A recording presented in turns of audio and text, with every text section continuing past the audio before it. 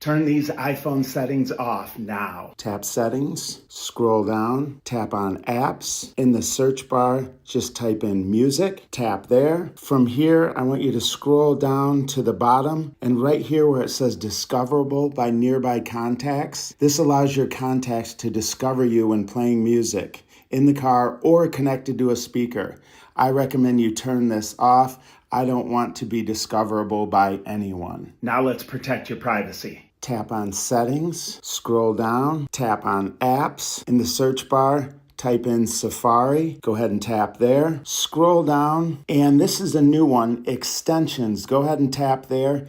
Check your extensions. I definitely recommend that you make sure that you're actually using these, because if I tap here on one of the extensions, it tells me, if I scroll to the bottom, who needs to ask, deny, or allow. I recommend you always set these up to ask or even turn them off if you're not using them to protect your privacy. Were these settings turned on or off for you?